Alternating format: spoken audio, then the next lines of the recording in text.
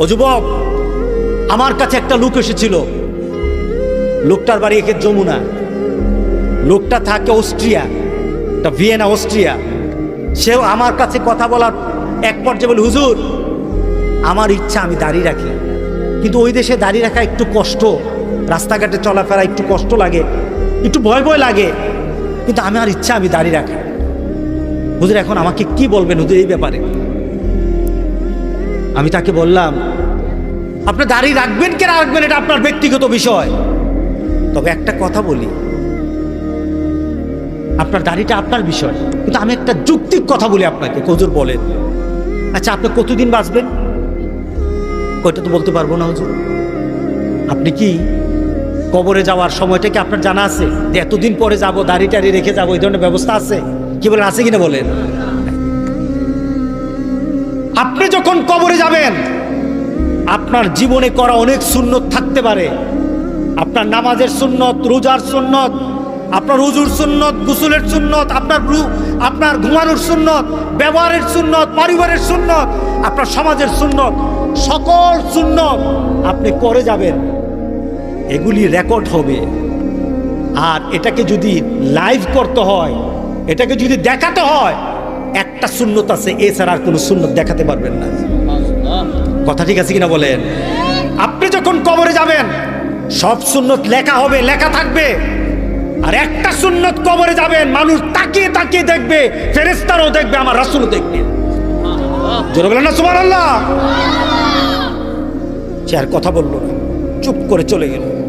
হজ করতে গেল, হজে চলে গেল। আমার সাথে আর দেখা হলো না।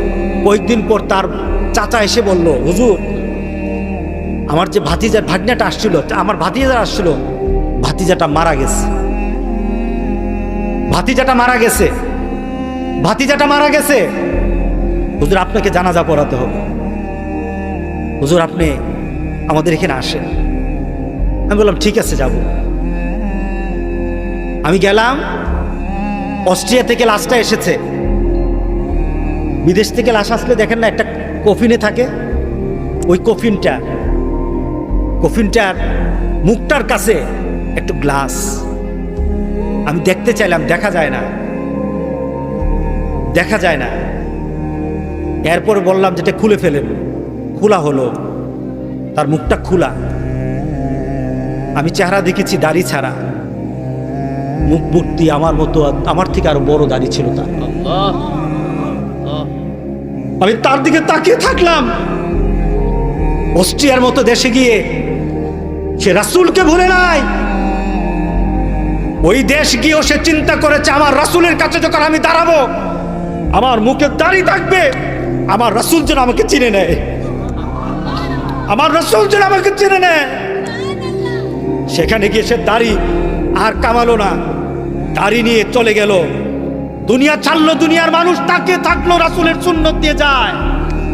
আর কবরে যখন বলা হবে, ওয়ামান হাজার রাজুল বুইসাত ফিকুম, তোমাদের কাছে পাঠিয়েছিলাম এই লোকটাকে, মুহাম্মদ সাল্লাল্লাহু আলাইহি সাল্লামকে যারা দুনিয়াতে মানবে না, যারা মুহাম্মদ সাল্লাল্লাহু আলাইহি সাল্লামের সুন্নত দুনিয়াতে ধরবে না, যারা দুনিয়াতে মুহাম্মদ সাল্লাল্লাহু আলাইহি সাল্লামের সুন্নতকে কলিজায় জায়গা দিবে না, কবরে গিয়ে রাসূলকে তারা চিনবে না। কথা ঠিক আছে কিনা বলেন? তারা কবরে গিয়ে রাসূলকে চিনবে না।